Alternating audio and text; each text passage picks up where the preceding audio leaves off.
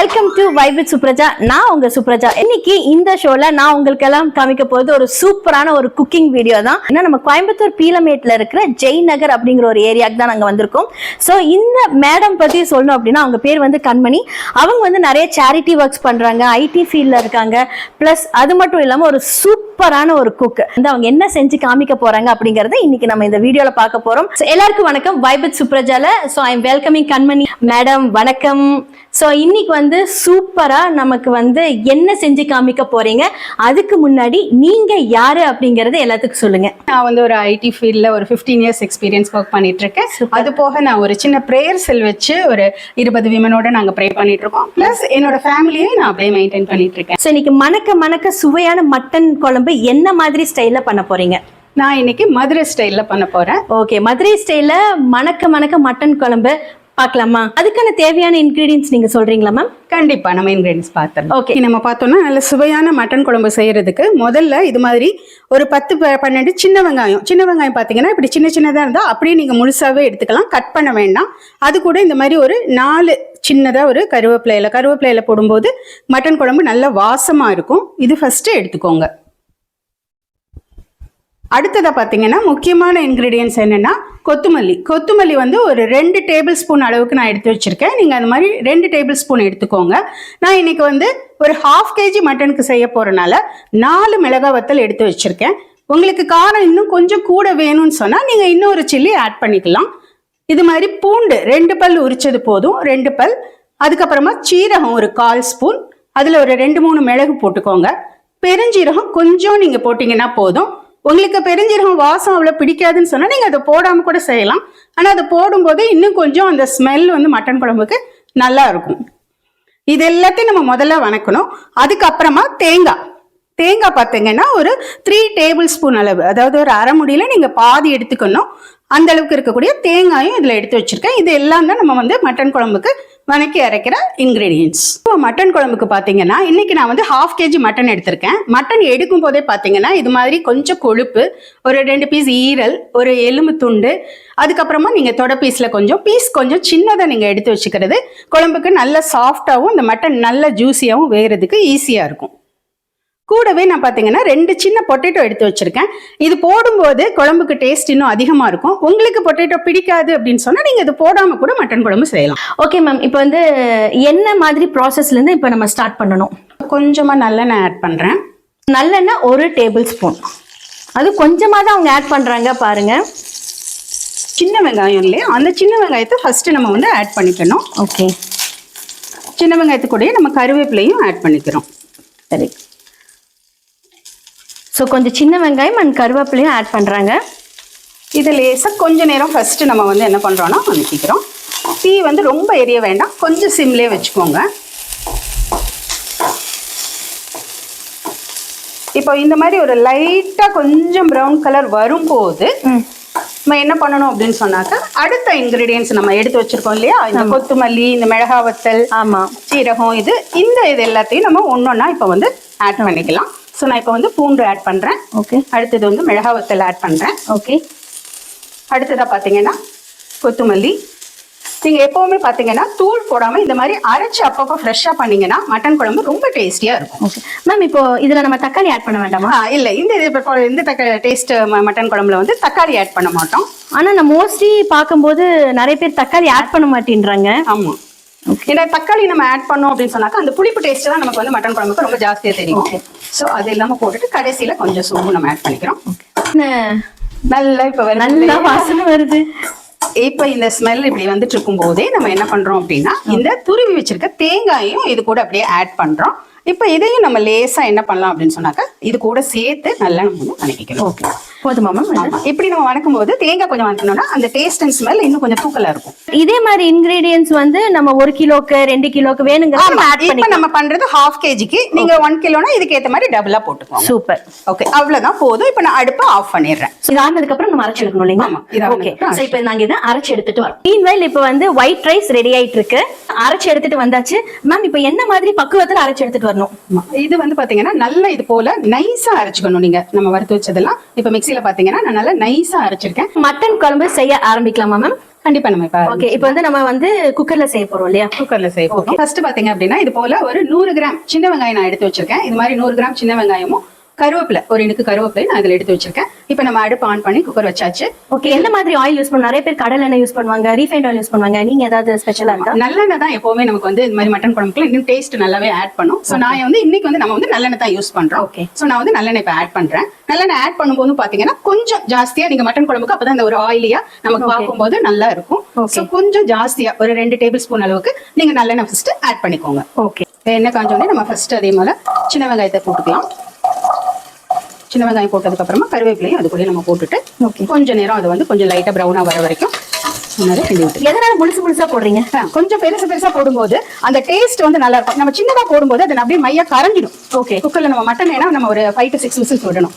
So அப்படி இருக்கும்போது இந்த வெங்காயம் போட்டதெல்லாம் என்ன ஆகும்னா நம்ம சின்னதா கட் பண்ணோம்னா அது அப்படியே அதோட மிக்ஸ் ஆயிடும். சோ கொஞ்சம் பெருசா இருக்கும்போது இன்னும் கொஞ்சம் நல்லா இருக்கும்.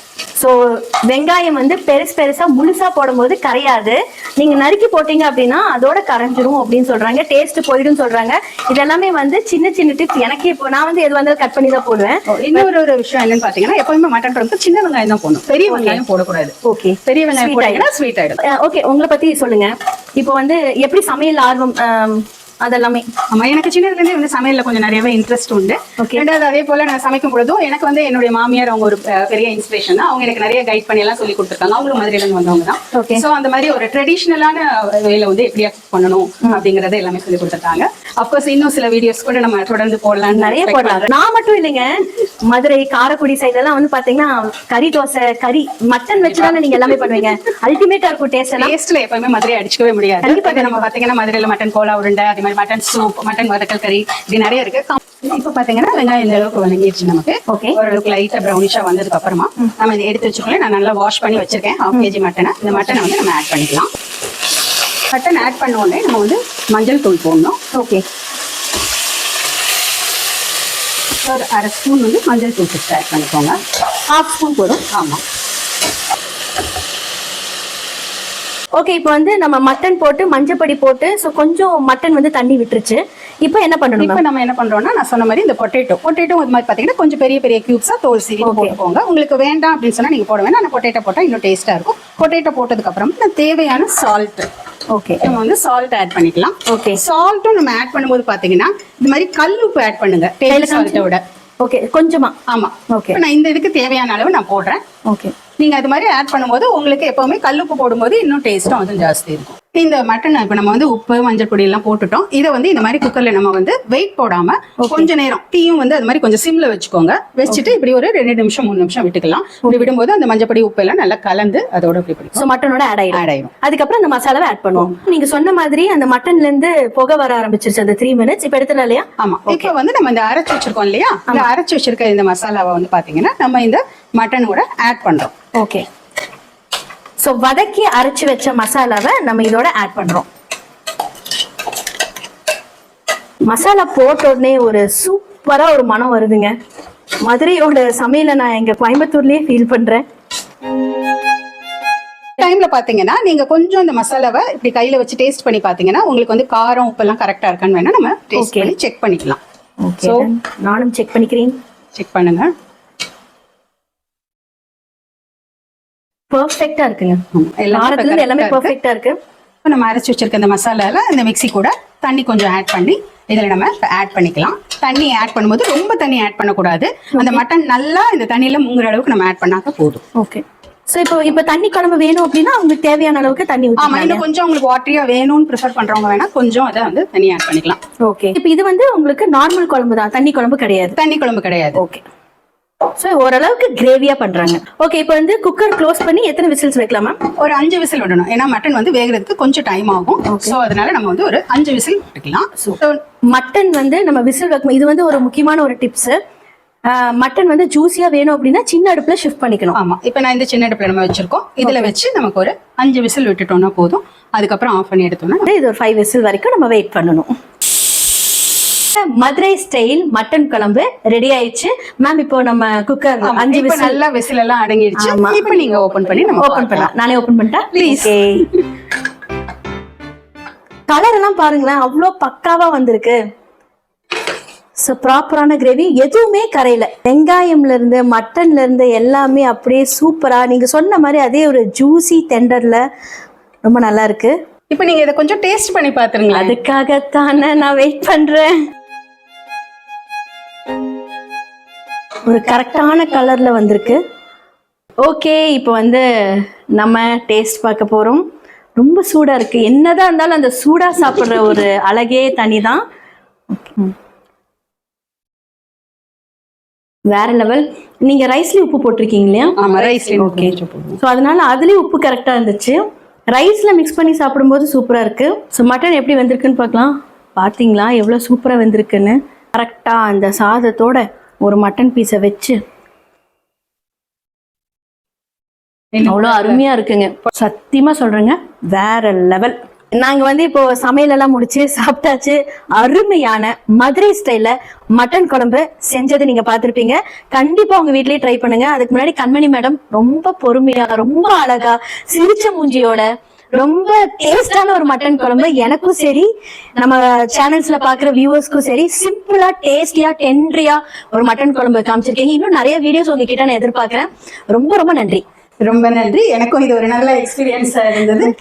உங்களை மீண்டுமாக சந்திக்கிறதுல நானும் ஆசைப்படுறேன். தேங்க்யூ. ஸோ என்ன மக்களே, ஸோ இன்னைக்கு ஒரு சூப்பரான ஒரு மட்டன் குழம்பு ரெசிபி பார்த்து ரொம்ப நல்லா சந்தோஷமா என்ஜாய் பண்ணியிருப்பீங்க.